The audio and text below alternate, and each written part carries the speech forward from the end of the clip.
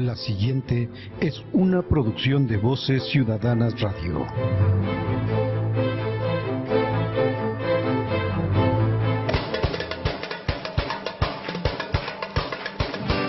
No dejes que el miedo mate tus sueños. Sueños al desnudo. Comenzamos.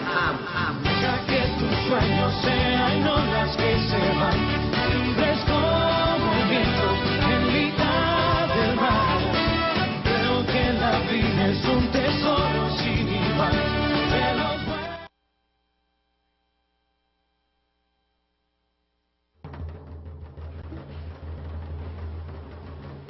Muy buenos días, ¿cómo están todos ustedes? Estamos en Sueños al Desnudo. Hola, este 10 de diciembre nos da gusto encontrarnos una vez más, aniversario de la Declaración Universal de los Derechos Humanos. Sí, es un día muy importante para todas las personas que trabajamos precisamente en el movimiento de derechos humanos. Y precisamente por eso, pues tenemos para ustedes un programa especial el día de hoy. Un saludo a todas las defensoras y defensores de derechos humanos en un país que ha violado y sigue violando tanto los derechos humanos y que no permite a esta gente trabajar, Así documentar, difundir.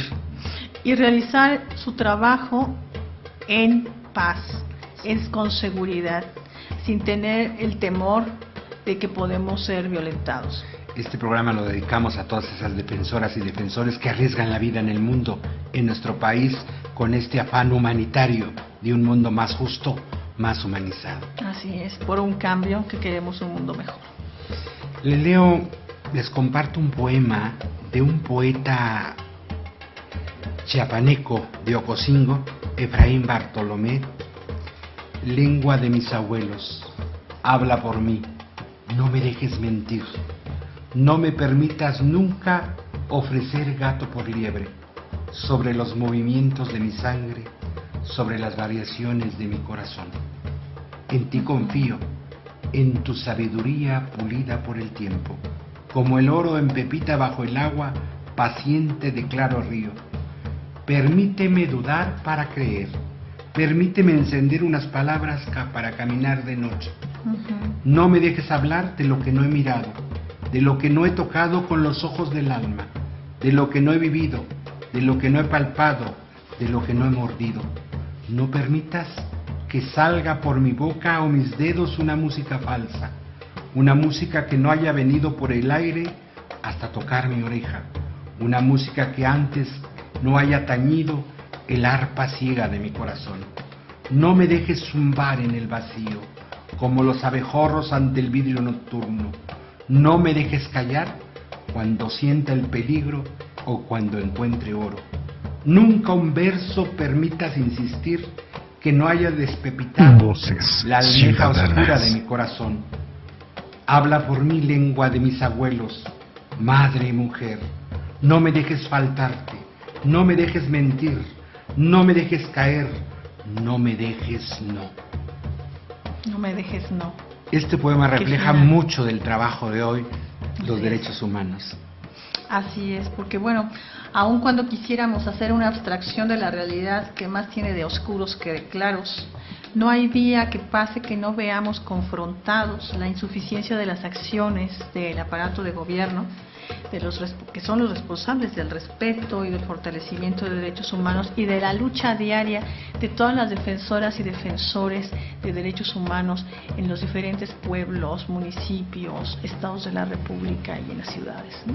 Sí, porque hablamos de defensores y defensoras muy conocidos que hacen una labor importantísima en el mundo y en México, y hablamos de miles de defensores y defensoras que desde sus pequeñas comunidades arriesgan cotidianamente la vida por dar a conocer lo que está sucediendo dentro de sus pequeñas comunidades. Y ser solidarios precisamente con quien sufre violaciones a derechos humanos, vejaciones, como es el caso de los migrantes, ¿no? Todas esas mujeres, amas de casa, que cuando va pasando la bestia van dándoles de comer, ¿no?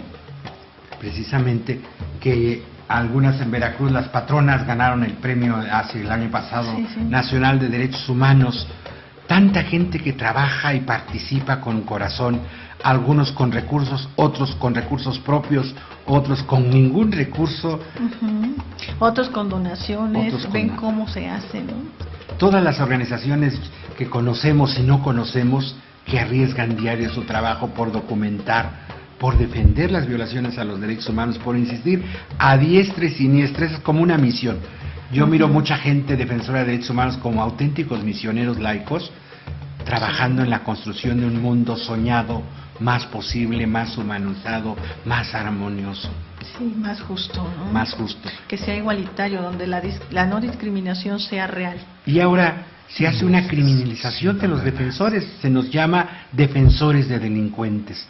Esta es una criminalización, no entender los que son los derechos humanos y lo que hacemos las defensoras y defensores de derechos humanos. Ahora se criminaliza diciendo son defensores de delincuentes. Y es no entender el trabajo de los defensores de derechos humanos, y al criminalizar a los defensores de derechos humanos también estamos criminalizando a la sociedad. ¿Sí? Por supuesto. Frente a la imperiosa necesidad del gobierno federal y los gobiernos estatales para hacer frente a la delincuencia organizada, se generaron varias políticas de seguridad pública que hasta ahora han resultado poco eficaces en cuanto al combate a la desarticulación de las mafias, pero han servido para hostigar y afectar a distintos grupos sociales. Ante un sistema de justicia penal y de seguridad pública con tantos problemas y vacíos, la persecución del delito tiene componentes muy altos de discrecionalidad, lo que da pautas a políticas no escritas, pero sí efectivas de actuación. Una de ellas es la construcción sociocultural de la criminalidad, y ahí se afecta, entre otros grupos, a los defensores y defensoras de derechos humanos. Y también a los periodistas, ¿no? Que también tenemos que hablar de su labor, porque coadyuvan en la defensa de los derechos humanos. Y esta construcción sociocultural de la criminalidad se define como la estigmatización y persecución de los sectores, los grupos y prácticas sociales como presuntos o potenciales delincuentes. Por ejemplo, los defensores, insisto, de derechos y derechos humanos, los jóvenes actualmente, los estudiantes, los anarquistas, los auténticos, no los infiltrados por el sistema. No, estamos hablando de los auténticos. Porque el anarquismo es otra cosa. No lo que vemos de violencia, no lo que estamos viendo, que esto es una construcción. Pero se implica en la construcción social de la criminalidad todo joven. En el imaginario social se les va asignando a determinados grupos la connotación y propiedad de la maldad, de la desestabilización, aunque hoy el Estado, a todo el que no está de acuerdo con el sistema, se le quiere criminalizar como desestabilizador. Cuando en realidad lo que tenemos los defensores de derechos humanos y la sociedad en general es que ya estamos cansados de la impunidad de este Estado fallido, que no está respondiendo a las necesidades de todos nosotros, mexicanos y mexicanas. Sí, porque esta cuestión de violaciones de derechos humanos gravísimas no empezó con 43. 43 es símbolo de esta impunidad tremenda. 3,000 desaparecidos en la guerra sucia de los 70 en el estado de Guerrero. Hay impunidad, no hay nadie castigado por esa situación, no se ha hecho justicia. Y la herida sigue abierta, y ahora en el gobierno de Fox y en el gobierno de Calderón también con la guerra contra el narcotráfico, ¿cuántos desaparecidos hay? ¿Cuántas ejecuciones? ¿Cuántas muertes hay? Porque mucha gente dice, ¿cómo por 43 tantos líos? No, 43 es el símbolo de toda esta impunidad. Y ahora esta chica en Michoacán que encontraron desollada, enfermera, uno más, y no sabemos cuántos más hay porque no han llegado a nosotros. Sí, y en los males sociales van teniendo estos grupos que se llaman desestabilizadores o símbolos de la maldad, van teniendo características específicas con su manera de proceder, sus prácticas, y se visten de determinada manera. Se visten de negro, es malo, es violento, viven en territorios muy limitados, hasta si tienen un fenotipo muy particular.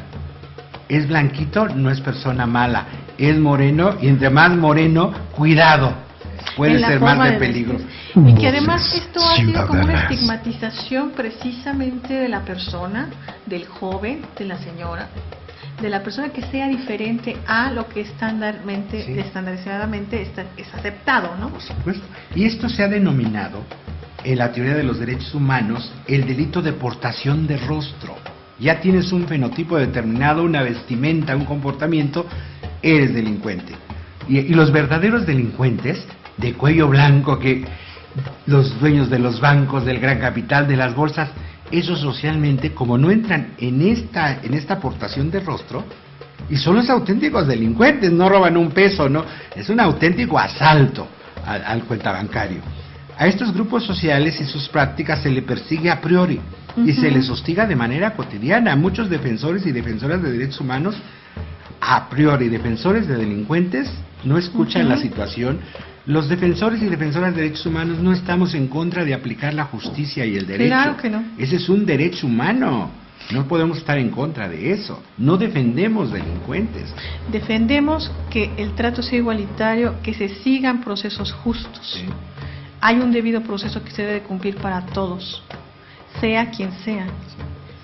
Y en algunos medios de comunicación se confirma y se expone esta asignación del imaginario de maldad, ya que se tiende a perseguir a quien con seguridad entre en este rostro, portador de rostro, y entonces de ahí van a salir los culpables. Hoy de los jóvenes y de los defensores de derechos humanos van a salir los culpables.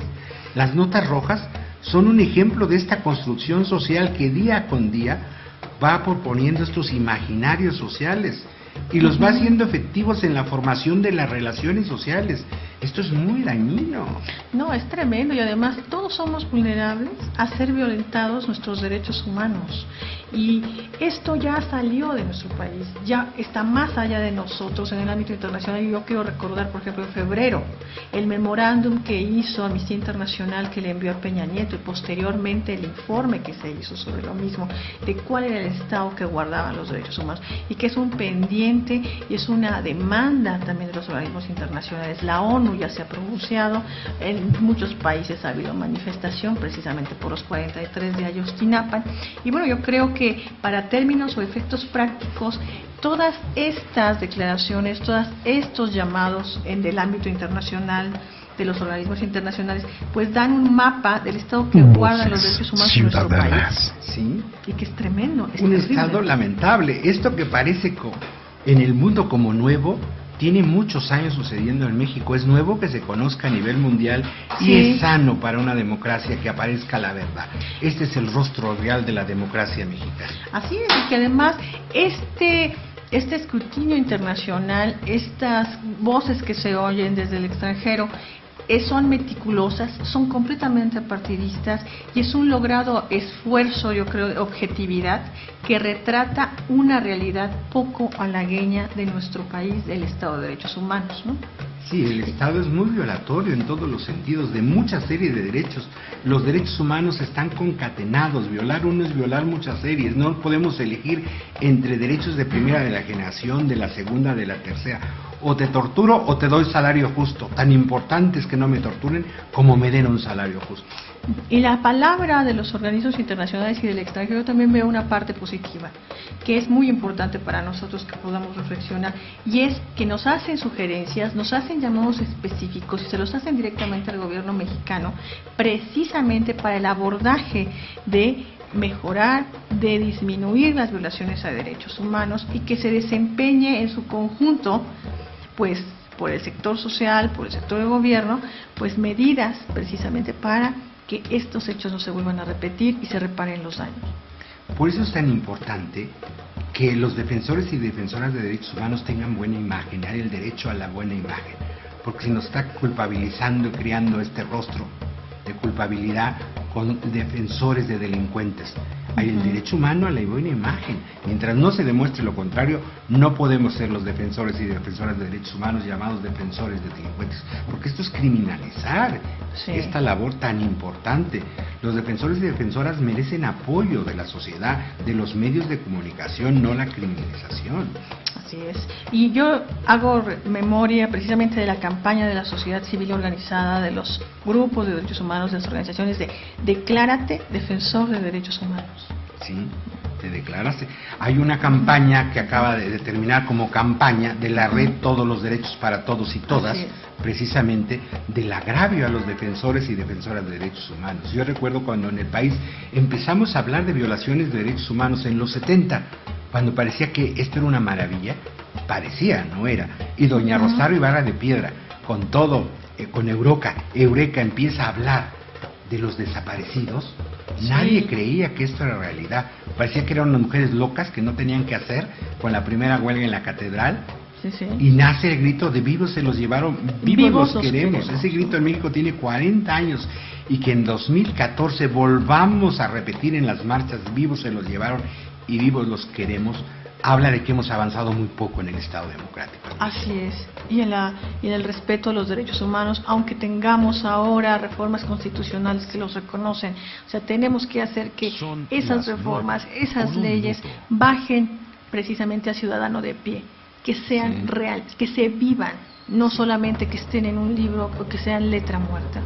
Sí hemos avanzado un poquito, no quiere decir que nada. Ciudadanas. Tenemos un sistema institucional estatal de derechos humanos, que es sano, Claro, sí. perfectible en muchísimos lugares.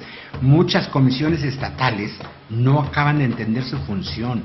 No son organismos del gobierno mexicano, son organismos del Estado mexicano, no son gobierno. Están para fiscalizar al gobierno.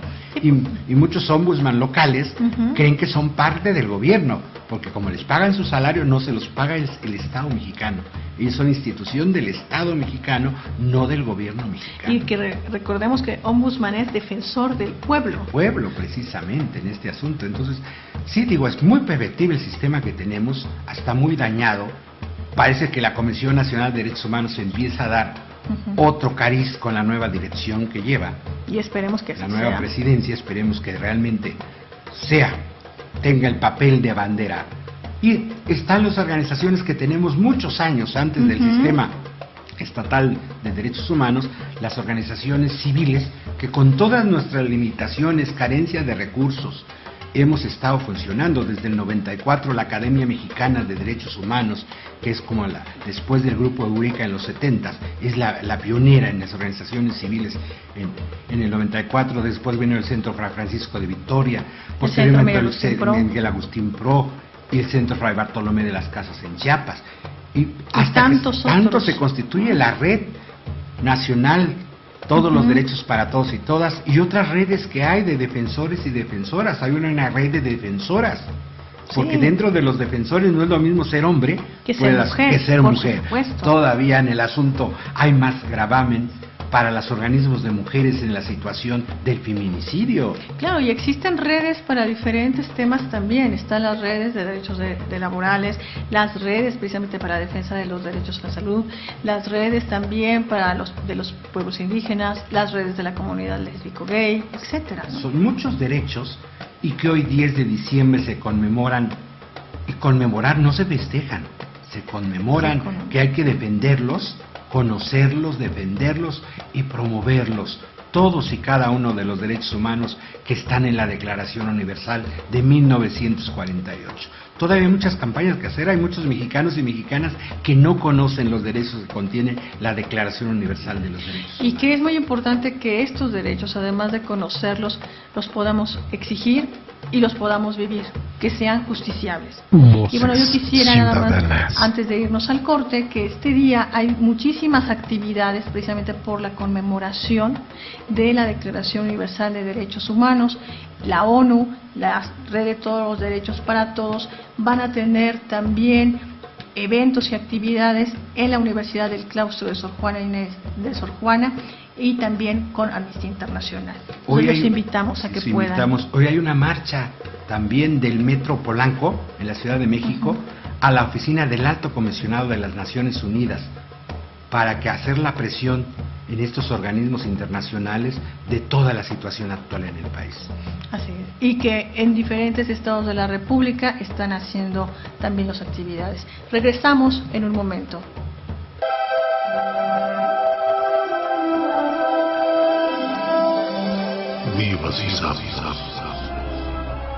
¿Quieres que te bese? Creo que eso me gustaría, sí. Del trauma a la vanidad. Prendes el boiler, no te metas. Angelitos, no se lo pueden perder. Escúchenos todos los jueves de 2 a 4 de la tarde. Solo por Voces Ciudadanas. De cositas alto, te haces el exquisito. Yo me quedo más puesta que un soldadito. Arrancas el coche y no avanzas.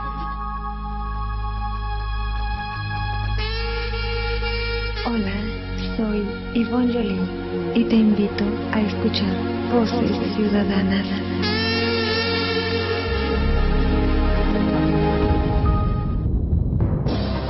Camelot Classic, primer foro y bazar de arte medieval contemporáneo en México. Vive una aventura de película donde las leyendas cobran vida. Música de gaitas y percusiones, combates, danzas árabes, malabarismo de fuego, el baile del dragón, el vuelo del halcón y mucho más. Camelot Classic. Visítanos en www.camelotclassic.com, www.camelotclassic.com. Camelot Classic. Camelot Classic. Primer foro y bazar de arte medieval contemporáneo en México.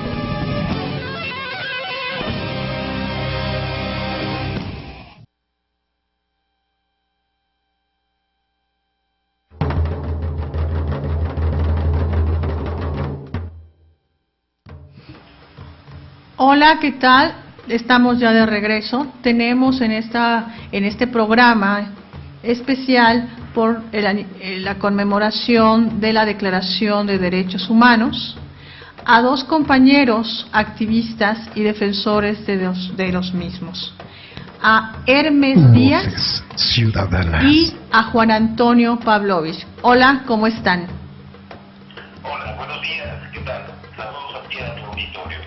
Gracias, Juan Antonio. Hola, Hermes, ¿estás con nosotros? ¿Nos escuchas? Sí, aquí estoy. Laura, buenos días. Buenos días, Julián, y a todo el auditorio. Hola. Hola. Muy bien. Bueno, pues nos gustaría, por favor, Juan Antonio, de entrada ahorita, precisamente con el derrame del río Sonora, que sigue violentando los derechos humanos, que a partir de octubre tengo conocimiento que, bueno, en los pueblos del río Sonora se han llevado asambleas. ¿Nos podrías explicar en qué consisten esas asambleas, cómo nacen y para qué son? Sí, claro, con mucho gusto. En primer lugar, déjame contextualizar que el derrame tóxico que sufrió el río Sonora deviene de la mina de Cananea, que pertenece al Grupo México, un grupo empresarial poderosísimo que a nivel nacional e internacional pues tiene ramas políticas, económicas y comerciales de todo tipo. Y entonces esto pues no es un problema menor, porque el derrame que se vertió en el río a partir del 6 de agosto de este año y que afecta a más de 25,000 familias, pues primero lo quisieron ocultar, primero quisieron como pasarlo por alto, como si la gente no se diera cuenta, pero la misma gente fue la que denunció que el río tenía un color distinto y el agua con un color y un olor pues que no era lo normal. A partir de entonces, las autoridades estatales del gobierno de Sonora se prestaron al asunto de que iban a limpiar el río, y sale pues el gobernador con un chaleco anaranjado, con una cuadrilla de trabajadores y limpiando con una pala supuestamente el río. Todo esto te lo platico como antecedente porque la gente, los poblados, más de 25,000 gentes que viven alrededor de la cuenca del río Sonora, no se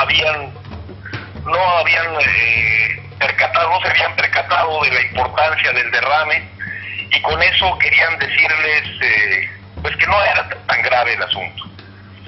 Y entonces la misma gente empezó a notar que algo fuerte estaba pasando cuando la propia autoridad estatal pues se presta a una serie de actividades que tienen que ver pues con la limpieza del río, con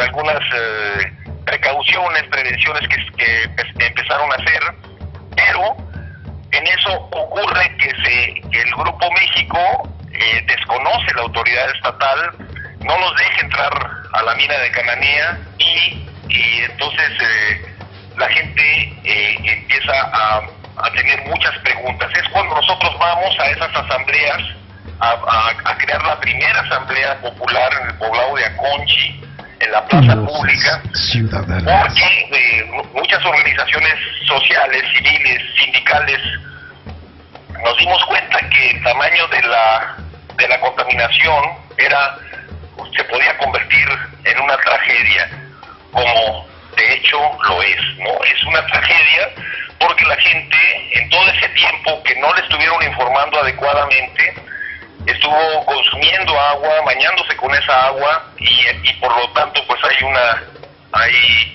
un escenario de contaminación. Entonces esas asambleas que hacemos, llevamos la 8ª asamblea popular en plazas públicas como en Poblado de Aconchi, con el Poblado de Ures, tienen como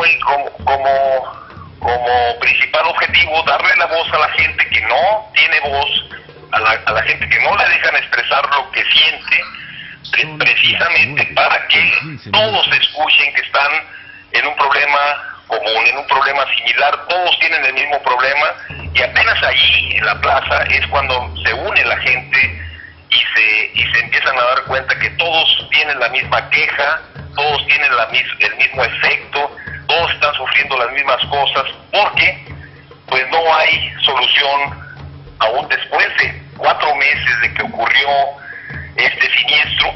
No ha habido una solución que de forma contundente les pueda indicar a ellos que ya no hay peligro.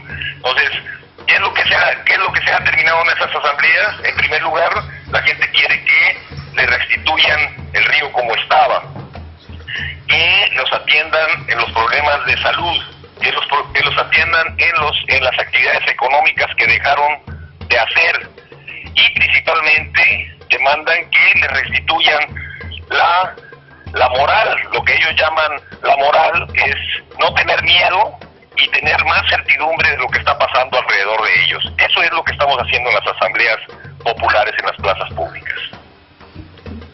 Julián. Pues es tremendo, este es un caso más de impunidad minera de México, ha tenido muchísimos casos, fue la empresa consentida del gobierno de Calderón y sigue siendo la empresa de las casi no escucho, perdón, ¿me pueden hablar otra vez? Sí, decía yo que esto es un caso más de impunidad. Minera de México tiene muchísimos años y muchos casos. De impunidad, por supuesto, nosotros lo vemos como una clara agresión al pueblo, como ocurrió con la guardería ABC, como ocurre en tantas otras cosas que tenemos hoy en día, como el caso Ayotzinapa, como muchos otros casos. El caso que nos ocupa, el caso de los derechos de las personas, que el derecho que tienen las personas a hacer una vida tranquila, con todas sus limitaciones que tenemos por las políticas sociales y económicas de un gobierno pues que se aleja de su pueblo, pero finalmente una vida que cada uno lleva a duras penas, pero encima le contaminan pues la fuente de vida, que les afecta no solo por unos días, sino que esto, pues, según especialistas, como el derrame tóxico contiene pues metales pesados que se introducen en el cuerpo y producen enfermedades, que pueden producir enfermedades graves, pues va a durar muchos años para restituirse. Pues las personas no tenían hasta ese momento alguien que les auxiliara.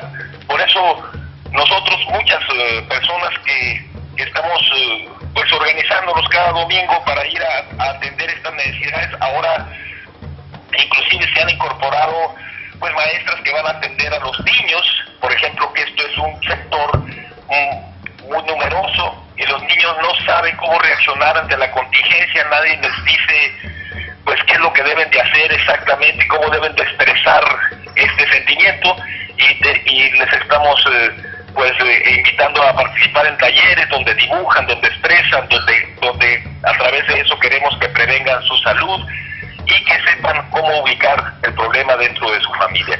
Esto es un caso más de impunidad, en el sentido de que no hay ningún detenido, nadie ha sido señalado como culpable. Grupo México ha reconocido su culpa de haber derramado, pero es inaudito que ahora en el estado de Sonora hasta hay clichés, anuncios en la radio, en la televisión, en los mismos cines de Grupo México, que son Cinemex, por ejemplo, pasan anuncios donde en un video dicen que el río ya se limpió yo creo que son escenarios que han tomado en otras épocas, porque pasan un río clarito, floreciente, lleno de vida, y donde ya dicen ya no hay peligro, ya el agua se puede beber, cosa que los habitantes corroboran. Cada vez que vamos nos llevan muestras del agua, del agua turbia y del suelo pues inervado de cosas cerrosas, verdes que contiene el agua, ¿no? Es un caso, por supuesto, de impunidad, porque nadie está ahorita pagando por ese hecho que afecta los derechos de todas las personas. Y ahorita que mencionas, Juan Antonio, lo del pago, creo que es más allá de darles dinero. Yo tuve la oportunidad de estar contigo. Juan Antonio es un defensor de derechos humanos de los mineros y también de los pueblos del río, que tiene una gran trayectoria allá en Sonora, y tuve la oportunidad de estar contigo, y era que estaban dándoles dinero de un fideicomiso de Grupo México, pero que esto no viene a resolver el problema, ¿no? Porque en sí se está vulnerando los derechos de los pueblos, la autodeterminación de los mismos. ¿Qué nos podrías comentar al respecto? Sí, recordemos. Sí, claro, cómo no. Sí, fíjate, Laura, mira, cuando aquí estuviste, más o menos eran las fechas cuando se estableció un fideicomiso de 2,000 millones de pesos que Grupo México, esta es una cosa muy curiosa, porque hasta ese momento el gobierno apoyaba aparentemente a la población y presionaba a Grupo México para que respondiera por el hecho de la contaminación del río, pero desconoce el Grupo México como interlocutor al gobernador Guillermo Padres Elías, y se entiende directamente con el gobierno federal, es decir, con la Semarnat, con Agua, y directamente con el secretario de gobierno Osorio Chong, y supongo que con el presidente Enrique Peña Nieto. En ese momento, cuando se propone el fideicomiso de 2,000 millones de pesos, el discurso del gobierno cambia completamente, da un giro, y entonces empieza a decirle a la población que todo está bien, que todo se va a resolver, y que empiezan a repartir ese dinero en los próximos días. Fíjate, Laura, que en ese momento, cuando se empieza a repartir el dinero, es cuando empieza a haber en la población una reacción mucho mayor, porque una reacción, yo diría, lo que implica meter la cizaña, meter el mal, meter el diablo, dicen los mismos pobladores, así le llaman los mismos ciudadanos cuando dicen nos metieron el diablo para marcar las diferencias entre unos y otros. A unos les dieron 5,000, a otros les dieron 15,000, a otros les dieron 50,000, y eso ha creado pues un enfrentamiento entre los propios pobladores, que se preguntan por qué a unos les dan más y a otros nos dan menos, y a algunos de plano no les dan ni un 5.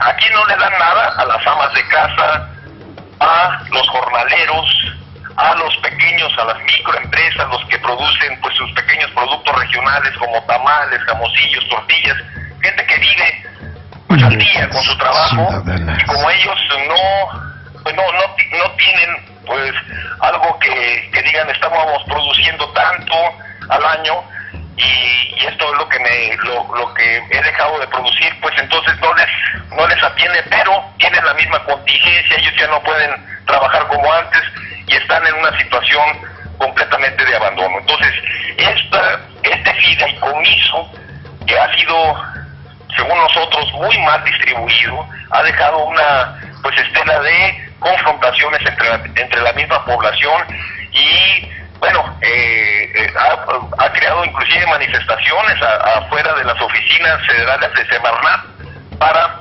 exigir que el fideicomiso sea transparente, que se reparte en forma honesta, y ellos dicen que hay mucho engaño y mucho fraude en esta.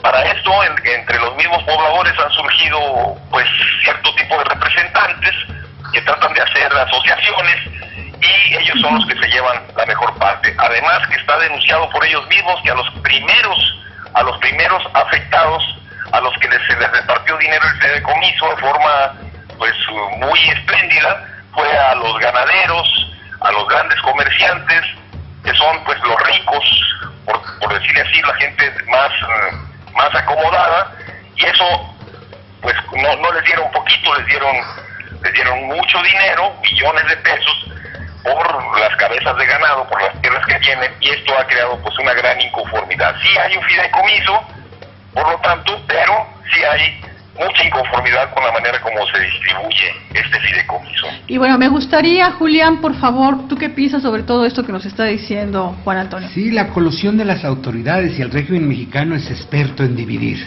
y en dividir con ofrecer dinero, y dividir a la gente a no partes iguales, no entiende uno qué lógica sigue, y este es el problema de derechos humanos, que no solo es una empresa particular el asunto, la colusión de las autoridades. Así es. Y bueno, hay una cosa más que a mí me gustaría que comentáramos rápido, tenemos muy poquito tiempo, es que en las últimas fechas el secretario de Trabajo y Prevención Social, si no me equivoco, tú me corregirás si estoy equivocada, Juan Antonio, pues ya dijo que esta contingencia ya pasó y que todo está perfectamente bien. Sí, fíjate que es inaudito lo que ocurre en este país, en el estado de Sonora, no es la excepción. En rueda de prensa, en una conferencia de prensa, el gobernador Guillermo Padres Elías y el secretario Alfonso Navarrete Prida anunciaron que se había terminado la contingencia, que pasaba a otra etapa la situación del río, que era, bueno, ahora sí iban a reparar ciertas cosas para limpiar el río, pero que el agua ya se podía beber, que no había peligro, y que bueno, esto ya había pasado. Esto a 2 meses, pasaditos 2 meses de haberse derramado esos ácidos lixiviados, le llaman, que tienen pues una carga pesadísima de metales, y esto nos dejó atónitos a mucha gente que los escuchamos, y que te digo, aún ahora hay anuncios en la radio que dicen que la contingencia ya pasó. Y esto no es cierto. Navarrete Prida, déjame decirte, no se ha parado en el río Sonora, no sabemos de ninguna noticia donde haya estado presente.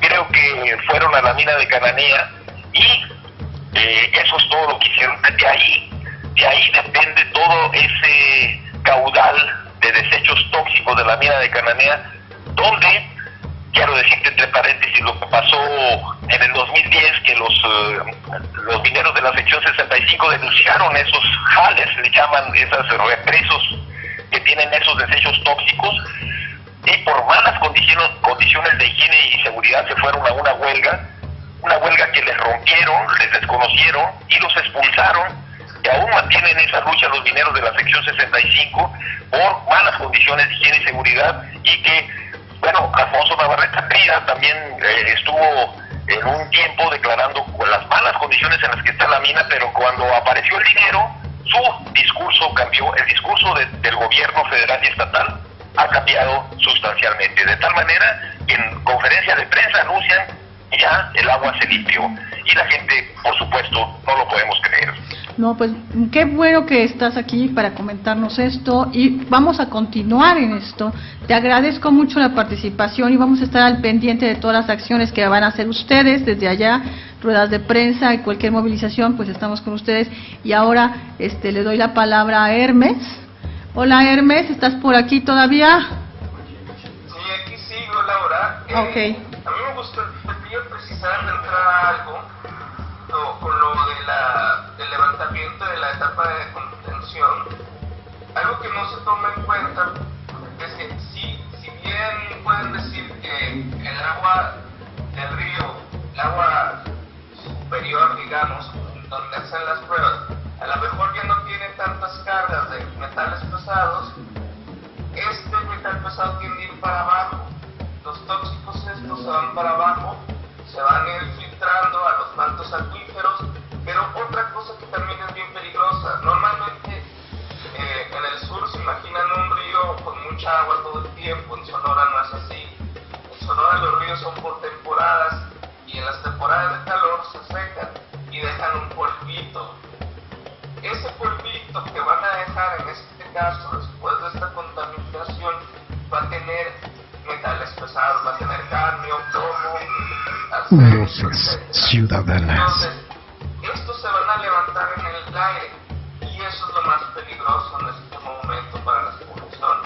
porque uno se puede contaminar con metales pesados, también respirándolos. Entonces, el levantamiento de la contención es apresurado, por un lado, pero también sin tomar en cuenta cuáles son los tóxicos que se están, a los cuales están expuestos la población y cómo se pueden contaminar con ellos.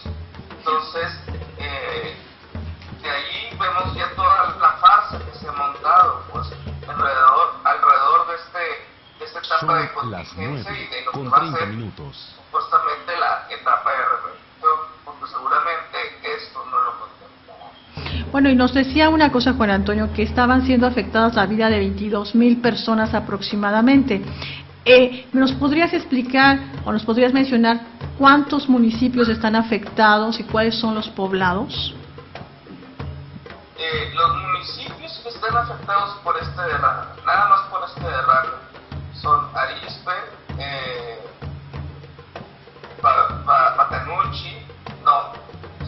Batanuchi, Babiácora, Gures, San Felipe de Jesús, Huepat y Aconchi, ¿no? Y Aconchi, sí. También se está diciendo que Hermosillo y unas poblaciones que están ya muy cerca de lo que es el municipio de Gures. Cada uno de estos municipios tiene pues varias poblaciones, puede ser La Estancia, en Babeácora, Mazucahui, que lo que tienen de característica es que están alrededor, siguen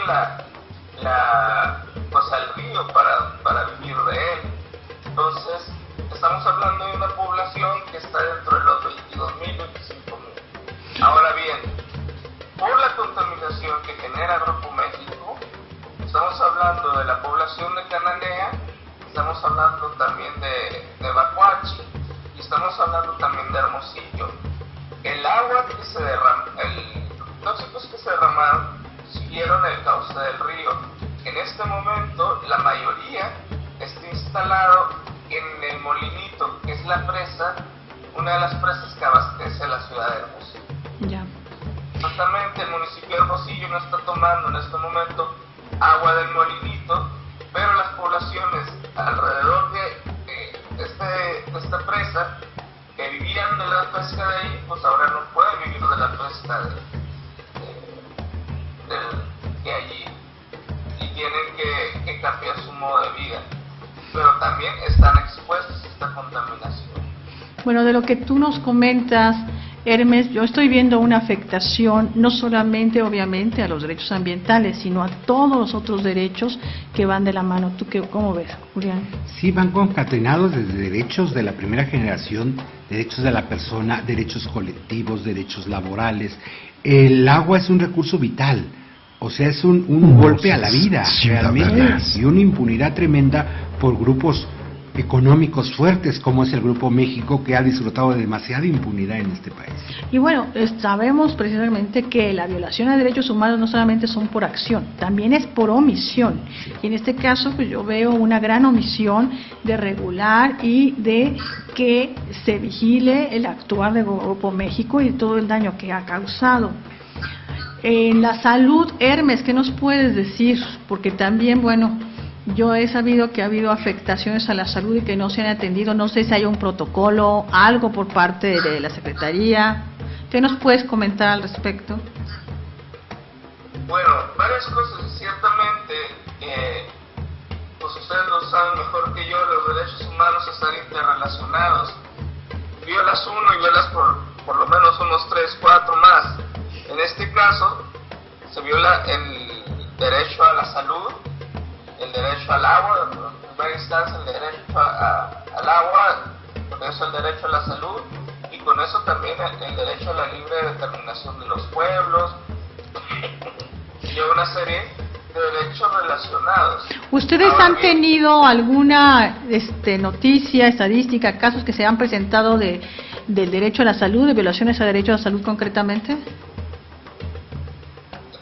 Nosotros hemos levantado encuestas con ya algunos resultados sobre cómo los habitantes se sienten vulnerados, cómo todos se identifican a Grupo México como su perpetuador, así como a la gente que los viola sus derechos humanos, pero también se empieza a dividir entre quienes consideran que el Estado no hace su trabajo de obligar a Grupo México a que remedie el daño, y quienes sí creen que el Estado hace que Grupo México remedie el daño.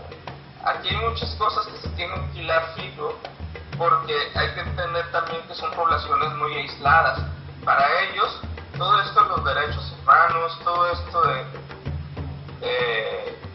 defenderse es algo nuevo. Por eso es muy importante lo que está haciendo Juan Antonio Pavlovich con las asambleas de los pueblos, porque está ayudando a que la gente de los pueblos se empiece a informar y a organizar y ver cómo puede defenderse a sí misma.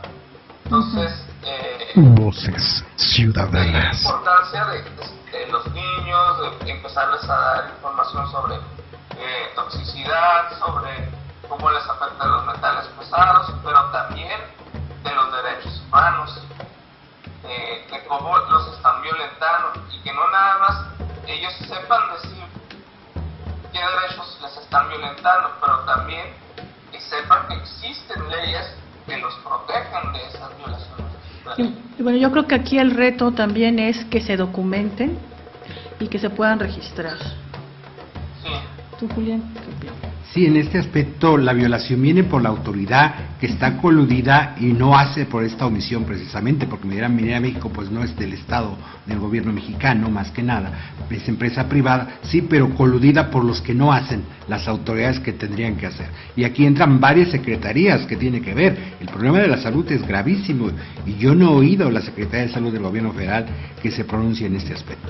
Yo tampoco, y quisiera saber si existe un protocolo y cuántos casos ha habido y de qué manera se atendieron, porque bueno, yo he visto en los medios de comunicación y en las redes fotos terribles de daños en la piel.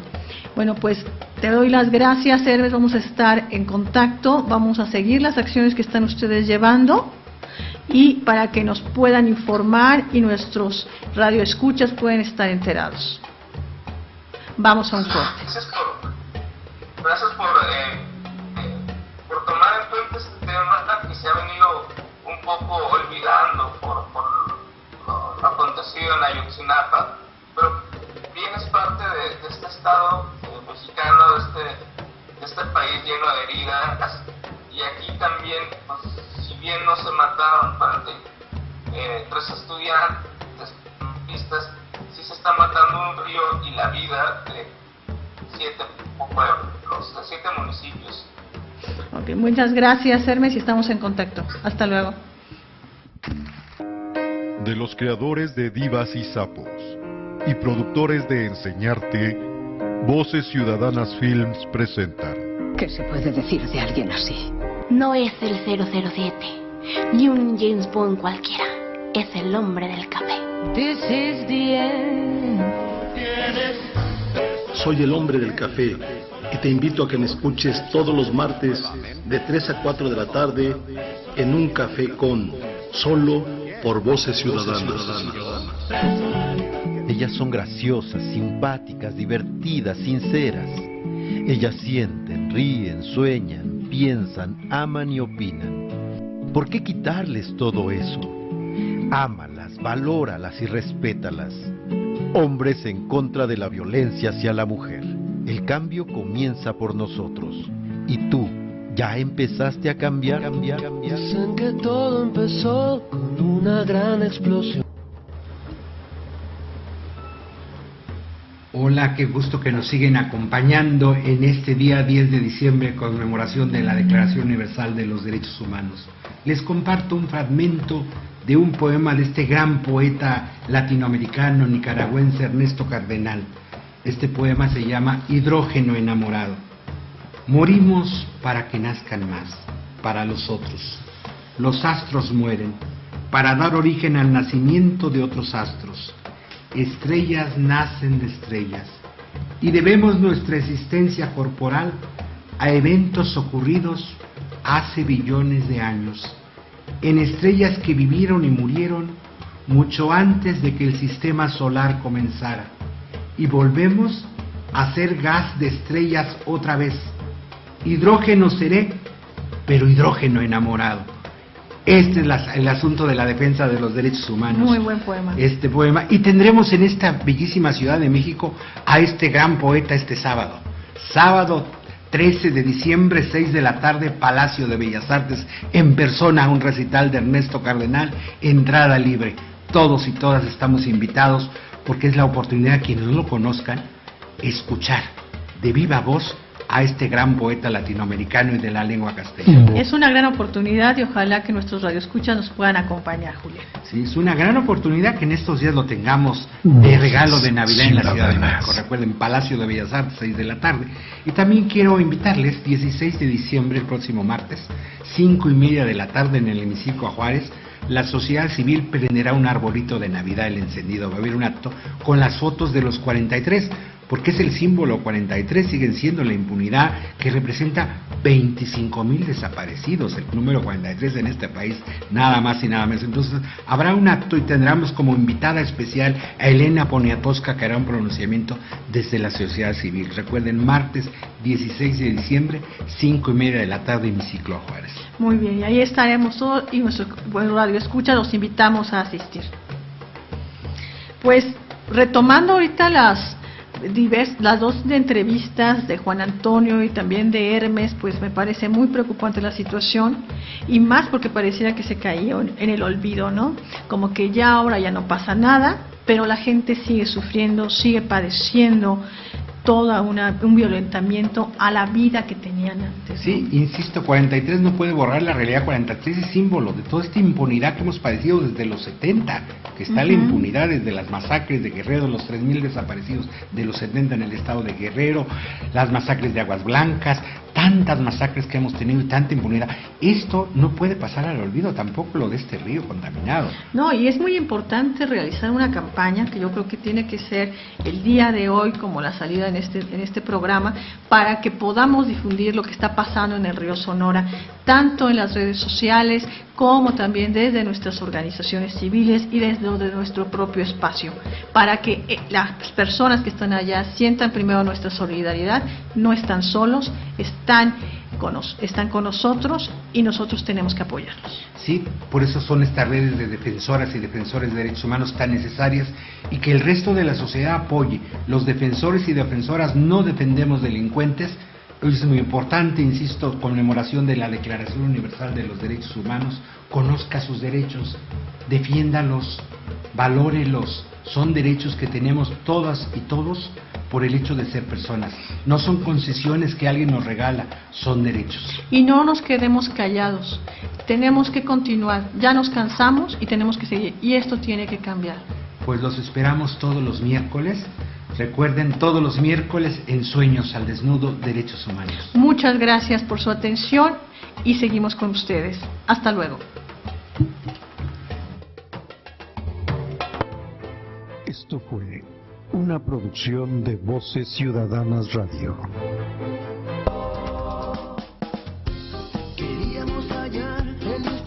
Te invito a hacer realidad tus sueños. Te espero en el próximo programa. Solo por Voces Ciudadanas.